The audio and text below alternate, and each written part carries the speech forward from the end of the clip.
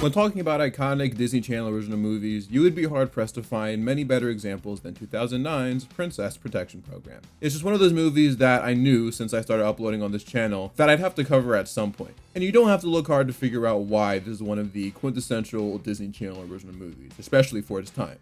Demi Lovato and Selena Gomez. Are you kidding me? They was moving like Prime Bron and D Wade during this era. Selena with Wizards, Demi with Camp Rock, and Sunny with a Chance, the latter of which Selena actually guest starred in. Not to mention, both of them had a heavy presence in the Friends for Change initiative.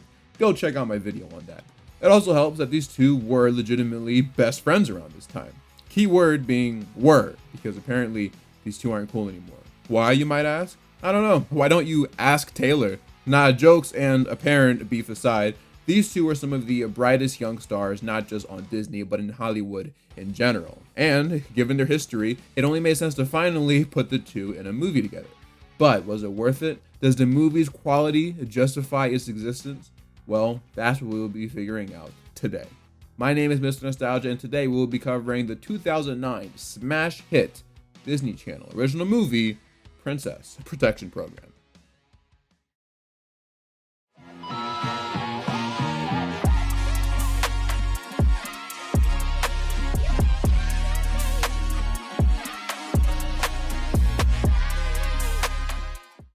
Once upon a time, there were two very different girls, a princess from a small kingdom and a girl from a small town. But when fate brings them together, A normal dad would go to a foreign country on a secret mission and bring his daughter back a t-shirt, not a person. they'll find out what happens when royalty Where are we going? School? You're 16, you go to school. meets reality. I'm all right. Selena Gomez and Demi Lovato star in Princess Protection Program, coming soon to Disney Channel. Princess Protection Program premiered on June 26, 2009. God, what a year for Disney, man.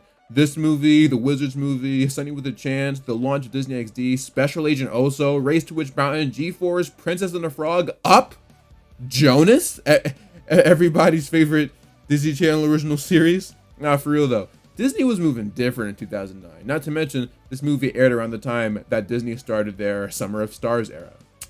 You just had to be there, man. Just had to be there. It's directed by Allison Liddy Brown, who has a lot of experience in kids entertainment, especially in 90s Nick, as she worked on shows like The Secret World of Alex Mack, Mystery Files of Shelby Woo, and Cousin Skeeter.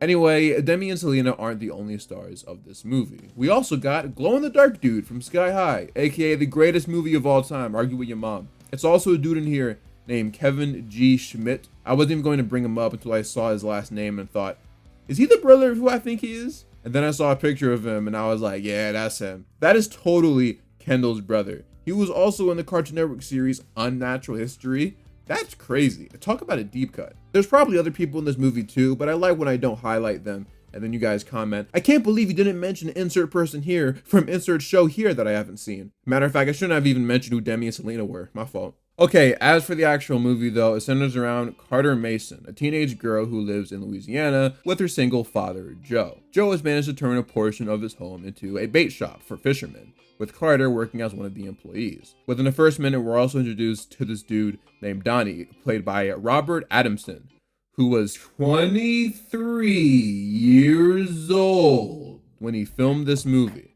And you can tell because he looks significantly older than 16-year-old Selena Gomez. And nothing weird happens between them in the movie or anything. I just thought it'd be funny to point out. Donnie and Carter have a little arrangement though, where as long as she gives him free bait, he takes her to school in his car so she can avoid taking the bus. Though it looks like this time his car is a bit too full since he's riding with popular girls Brooke and Chelsea, the latter of which has her clothes laid out covering the extra seat. Hey man, this blew my mind, but Chelsea is played by Jamie Chung, who was in the Gifted TV show on Fox a few years ago. I used to love that show. As soon as I saw her, I was like, yo, is that Blink? I know that ain't who I think it is. Also, she was 25 years old when she filmed this movie. You could argue that this was a stylistic choice since her character is super popular and cool and Selena's is the misfit, under the radar, no-name girl. So to visually show the contrast between them, you get a grown woman to play the cool girl and an actual teenager to play Selena's character, despite their characters being the same age. Whether that was the case or not, it does kind of make their interactions a little distracting, but whatever, we move. Can't stand them. They're such princesses. She was not about to say princess, bruh. Although, speaking of princesses, in the next scene we're introduced to an actual one. Princess Rosalinda Marie Montoya Fiore. In a month, she will be crowned Queen of Costa Luna, a small nation that is so small it doesn't appear on most maps. To prepare for this important event, they hold a rehearsal to make sure that everything goes just as planned. For a little backstory though, considering the fact that her dad unfortunately passed away, the entire nation will be left in her hands. We also find out that there's this dude named General Kane who might try to take advantage of that and take control over the nation. Information we learned from Rosalinda's mom herself. Turns out she got some great intuition because like 3 seconds later, this dude pops up and almost slices her dome clean off. This actually caught me off guard. I thought he was just gonna announce his presence or something. Fortunately though, before things get messier, Joe Mason, aka Carter's dad, swoops in to save the princess. How could that be? Well, earlier in the movie, Joe gets a work call with his employers asking him to come in, but we don't really find out what he does until, well, now. Actually, even that's not true. Technically, we gotta wait like 2 more minutes. Major Mason takes Rosalinda to her mom, who explains everything. See, she had an idea that General Kane would try something like this, so she called in Major Mason to protect her. And the only way to truly do that is to take her far, far away to a completely different country. As you would imagine, she doesn't want to leave her mom and her entire nation behind, especially considering what just happened. But her mom reassures her that this is the only way to truly protect them. So, not having much of a choice, she goes with Major Mason to an island which contains a secret hideout, where we learn a lot more about what's going on. Door opening. Yo, they got the same security system as Young Justice. That's crazy. Where am I? Is this some kind of prison? Not prison. You are now in the safe custody of the International Princess Protection Program, the PPP. Alright, sorry. I'm not gonna lie, I had no idea this movie had sauce like this. I mean, this is something you'd see out of like Spy Kids or Men in Black or something. I don't think any of this made it through the trailers that I've seen. Anyway, now it becomes quite clear that Major Mason worked for the PPP, with Molly Hagan playing the PPP's director. She shows Rosalinda around and explains everything that they do. She's not the only princess out there that's had to be relocated elsewhere. Gotta say, I really do like the vibes of this movie so far. Seeing all these princesses from different parts of the world really made this movie feel large, in this aspect at least.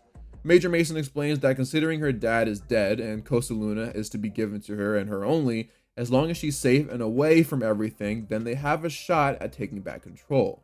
But if she goes back there, or if they find her, they could send her to prison, thus making it impossible for her family to gain back control of Costa Luna.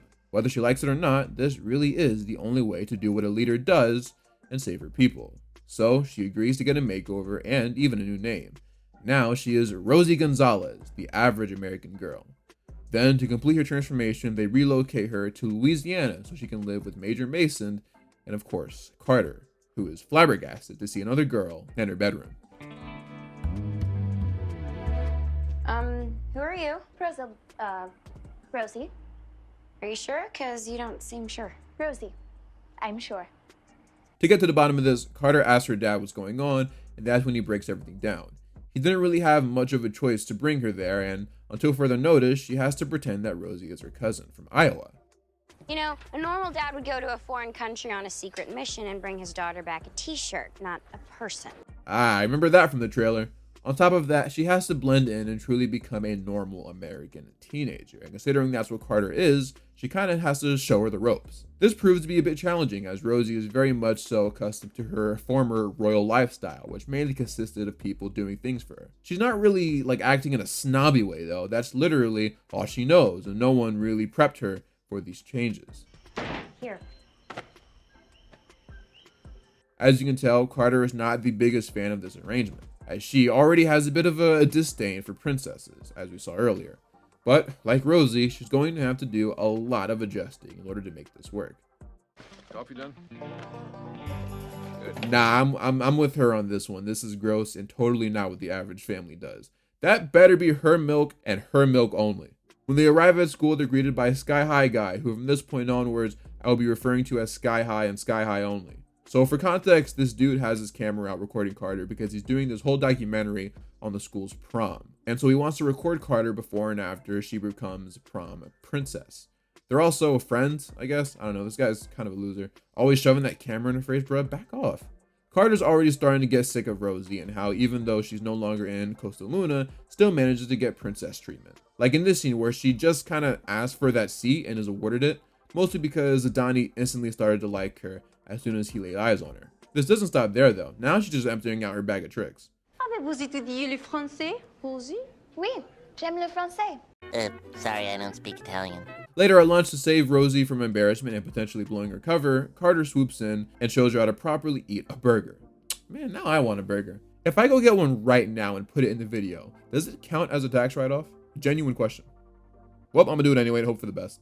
I don't know who this dude is, if he's a teacher or principal, whatever, but whoever he is, he gets up on stage and announced that on Monday, they'll be taking nominations for the homecoming court. The 3 girls with the most votes will become the homecoming princesses, with the winner out of those 3 becoming the queen. They literally mention nothing about the princes and the kings though, which I know obviously makes sense for the kind of movie that this is, but it's still kind of funny to think that this school only does homecoming queens and not kings. Taking all of this a little too literally though, Rosie decides to get up on her chair and announce to the entire cafeteria that she will be nominating Carter to be the school's queen, causing Carter, out of embarrassment, to run out of the room, showing that the two still have a lot of work to do if they want to make this whole ordinary American teen girl thing work. We'll be back with the world premiere of the Disney Channel original movie, Princess Protection Program. As you guys know, I am a YouTuber. I've been doing it for a hot little minute. And every YouTuber or any person that works from home really knows in order to maximize your workflow, you need a good setup, which is why I am happy to announce today's sponsor, FlexiSpot. What is FlexiSpot? Well, I'll tell you. FlexiSpot is a company that specializes in ergonomic furniture and smart home solutions, with a primary focus on improving your office area and giving you the best working from home experience possible. They've got a wide variety of products, but when they hit me up for this sponsor, it was literally at the perfect time because I was in the market for a desk. The one that I was using before was getting way too small for what I needed it for. But this new one that I was fortunate enough to receive from them solved all of my problems, even ones that I didn't know I had. Let me introduce you to the FlexiSpot Q8 55-inch bamboo standing desk. First off, this thing is quite literally built different. It's made with FSC certified bamboo, which makes it both strong and sustainable, making it not only scratch proof, but insanely sturdy as well.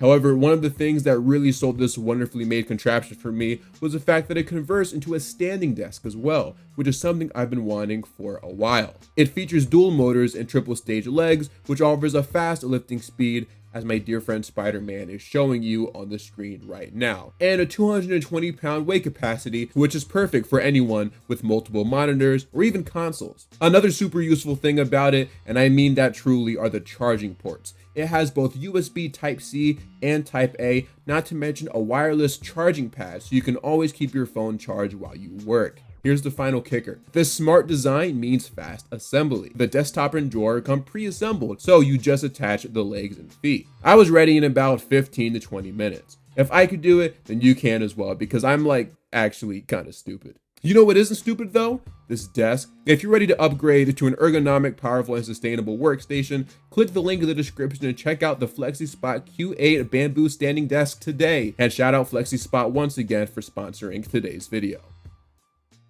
We're back with the world premiere of the Disney Channel original movie, Princess Protection Program. I order you to stop. You order me? You order me. I order you to take a long walk off a short pier. Everything I do. So, as you can tell, things have not been going too great between the two girls. Despite this though, Rosie is still trying to make an attempt to fit in and piece things up with Carter, especially considering it's the only way she can return home and see her family again. Carter, on the other hand, isn't very receptive to her attempts on patching things up. Matter of fact, she kind of tricks Rosie into doing her chores at the bait shop for her, which goes about as well as you'd expect.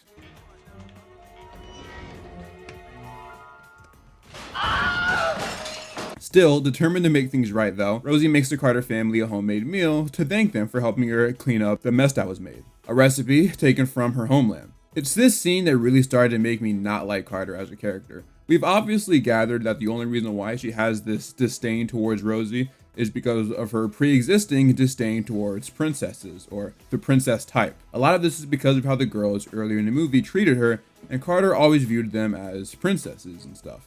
And while I can understand that carrying over to Rosie at first, she has been nothing but nice to her for most of the movie so far. And I know Carter is a teenager and whatnot, but by now, I feel like she should have let this go. She clearly has been trying her best, she clearly has good intentions, and she's clearly not a jerk. And I get it, this is supposed to set up the never judge a book by its cover message that she learns later. And obviously it is a kid's movie, but it is starting to annoy me. Passing up a home-cooked meal is crazy. But at the same time, this dude should have seen how Carter was treating her and let her in on her entire backstory. Because although it was supposed to be a secret, the quicker Carter acts nicer to Rosie and teaches her how to be a normal American teen girl, the higher chance she gets to remain safe. That is kind of what ended up happening though. Rosie breaks down everything that happened to her to Carter in an attempt to dismiss any of her preconceived opinions on her. She starts talking about how her dad died and how she might not see her mom again, and Carter's like, alright bro, chill, I'll be nice to you, stop guilt tripping me. And this does end up being the turning point of the movie. Now that Carter understands that Rosie's world wasn't like how it is in the, well, Disney movies, she decides to not only be nicer to her, but help her fit in. So her first move is to take her bowling. And unsurprisingly, she still gets a bit of princess treatment. It's been a pleasure serving you, All right, lady. thank you. I told you, this dude is corny, bruh. I don't like him. He was so much better in Sky High. And Minutemen. And Succession, probably. I haven't seen that show, so I can't really make a joke about it. Rose is able to put together that Carter has a bit of a crush on that Adani dude from earlier, and compares the way that she looks at him to how Sky High looks at her, since it's a bit obvious he has a crush on her. Which you'd think would become more important later, but it kind of doesn't. Carter just tells Rosie to start bowling, and of course, she's incredible at it, despite this being her first time. This leads to a few different reactions. While Carter is in disbelief, and mostly everyone else is in awe, Brooke, and especially Chelsea, are pretty jealous. Especially since she believes that she's the only one true princess in the school. Chelsea's had enough of all the attention that Rosie is getting and decides that the only way to stop her from becoming even more popular is by making sure she does something that tanks her reputation, by means of humiliation. So she and Brooke befriend her, saying that she's officially one of them now. This leads to Chelsea giving Rosie a job at her dad's frozen yogurt shop, which leads to probably the most well-known scene in the movie. At least I think so. I don't know. I could be wrong. This is like the only one I've seen on my For You page on Instagram. So as it turns out, all of this was an elaborate scheme to embarrass Rosie. As you can see, she is clearly struggling with the frozen yogurt machines. And this is probably the most secondhand embarrassment I've ever received from a movie. Dude, when she puts her mouth on the spout in order to catch the yogurt, I cringe so hard. I genuinely don't think I've seen a movie scene so embarrassing before. I feel so bad for her. Donnie, although not putting a stop to this himself, believes that this has gone on far enough. So he tells Chelsea to end this. Instead of doing that though, she sends in Kendall Schmidt's brother to basically make things worse by turning on the self-cleaning tank. And yeah, this is when I cringed even harder. Thanks to this being recorded and sent to nearly everyone in the school, word gets out to Carter and Sky High, who rushed in there to help her out. One of the reasons why I said this scene is so popular is because apparently, thanks to previous experiences with being bullied, Demi Lovato cried after filming it, considering everything that her character was going through, having these popular girls make fun of her and experience all that embarrassment. It brought her back to a time where she was treated similarly. There's a specific line in this scene that to me sums up the main reason why this movie was made.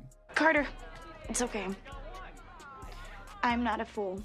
And she cannot make something out of me that I am not. I will turn the other cheek. Because that is what princesses do.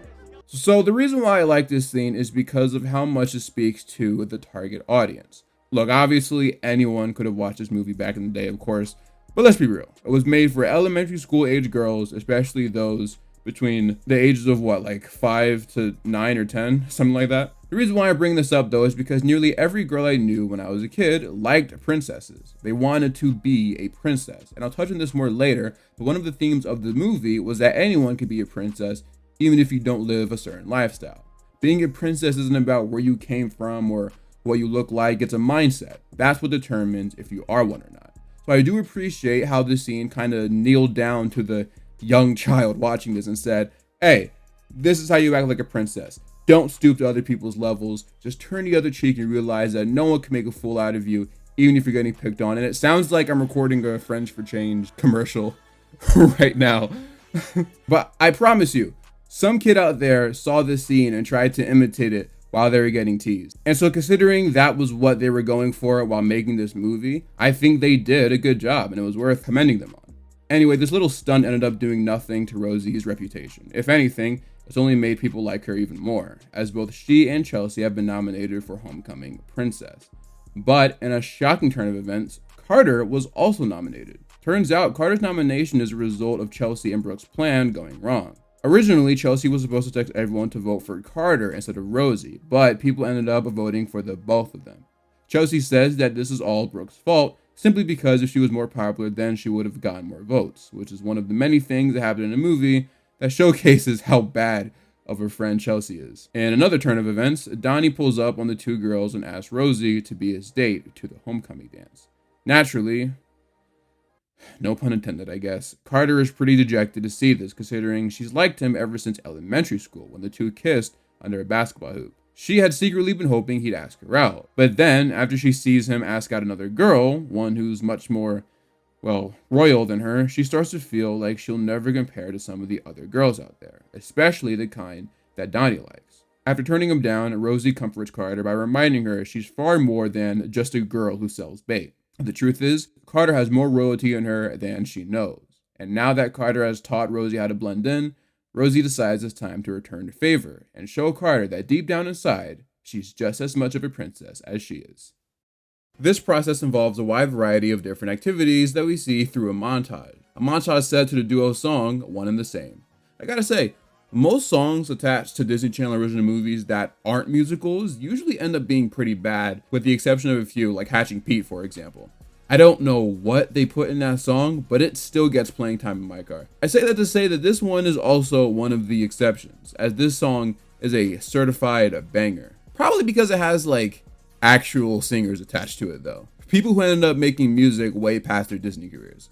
And since we're on the topic, we're all in agreement that Demi is a better singer, right? Like Selena can sing, but Demi has a voice. I always said Demi could make naturally, but Selena couldn't do La La Land. Respectfully, of course. I don't want to start a fandom war in my comment section.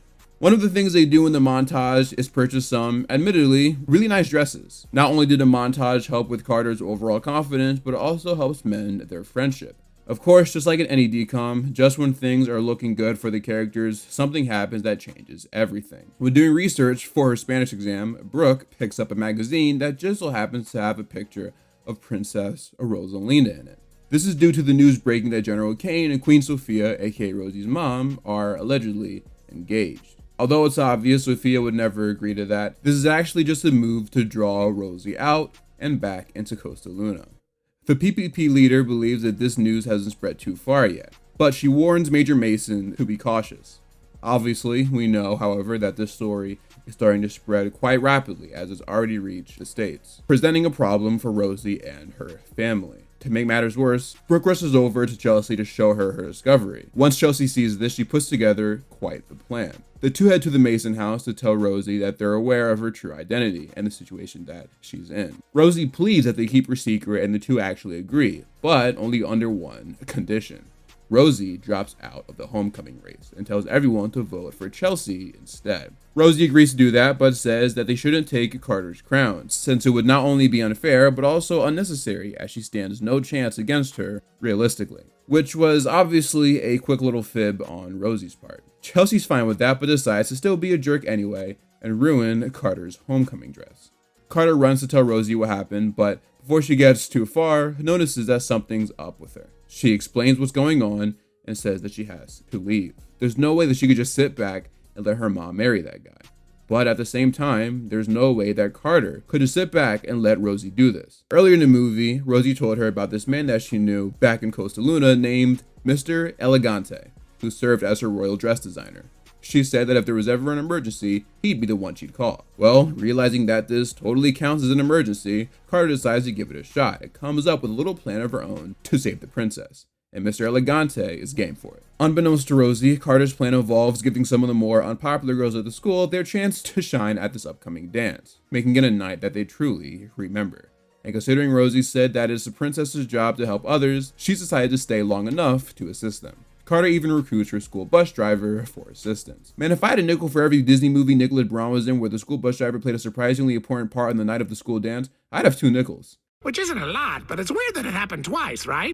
The dangerous part of her plan, though, is that it involved Mr. Elegante actually telling General Kane where Rosie would be.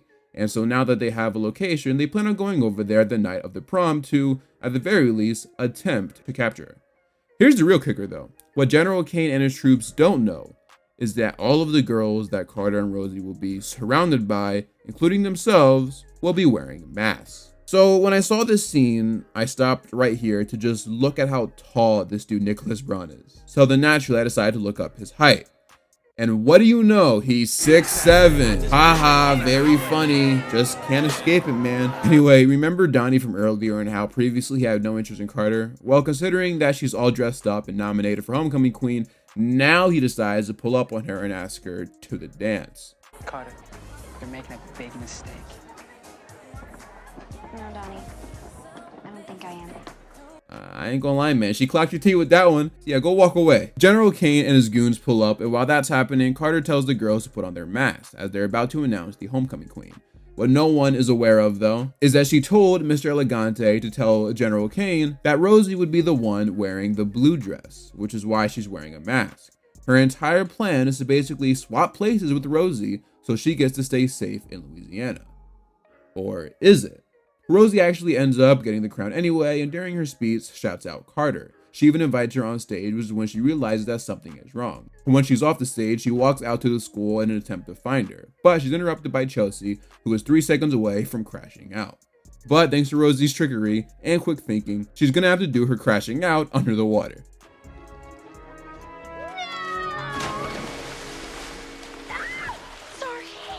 As Carter is about to enter Kane's helicopter, Rosie sees and stops her. She acknowledges that her plan was brave, but says that this isn't her fight, and she has to do what is right for her nation.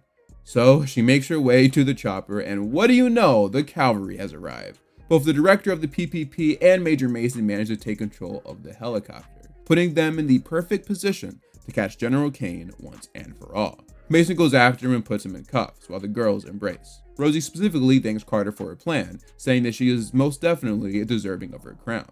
The sweet moment is interrupted, though, by Chelsea, who has clearly seen better days. Let her go. She needs it way more than I do. Later, Mason talks to Carter about how dangerous her plan was, and that she should have just told him what was going on. But she says that if she did that, then he wouldn't have let her execute this specific plan, a plan that clearly ended up working almost flawlessly. Besides, she had an inkling that he'd be there anyway. After all, he was always there for her, and all the other princesses out there. And Mason can't help but smile after hearing that. The movie ends with Rosie receiving the crown to be the official queen of Costa Luna, with their friends, Carter, and even Sky High there to support her. That's not all though. When I watched this on Disney Plus, I didn't see this, but apparently in the extended cut of the movie, we see that both Carter and Rosie actually become agents themselves, rescuing princesses throughout the world, a full circle moment that parallels the mission that brought the 2 girls together.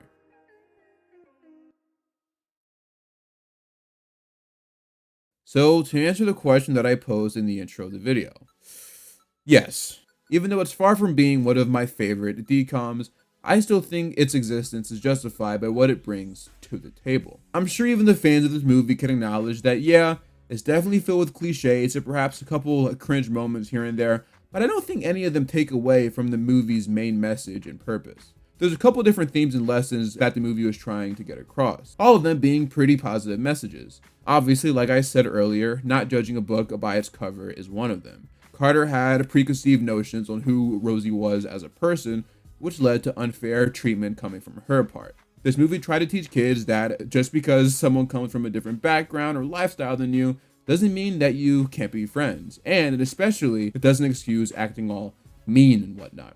I like that. I'd say the movie's main message though was definitely centered around self-confidence and self-respect. I am assuming Disney used princesses to tell this story in order to make the message stand out because a lot of kids in this demographic wanted to be princesses, and so they threw in all of these genuinely important life attributes like self-confidence, for example, and just slapped the princess story onto it to make it all hit home. Makes sense to me. Oddly enough, I actually think Demi and Selena were the only two people that could have played these roles. Not because of acting ability, but because of how popular they were within the network around this time. Miley also would have worked as one of the roles as well, of course, but she was kind of busy in 2009 having her own theatrical movie and all. Demi and Selena were the right choices because a lot of kids likely already viewed them as role models. Most Disney movies were always trying to teach kids some sort of lesson, but this one specifically did it in a way that I can only describe as both super obvious, but also kind of genius. I don't think this movie gets made if Demi and Selena didn't sign up for it. I also just like how this movie looks, especially with the set design.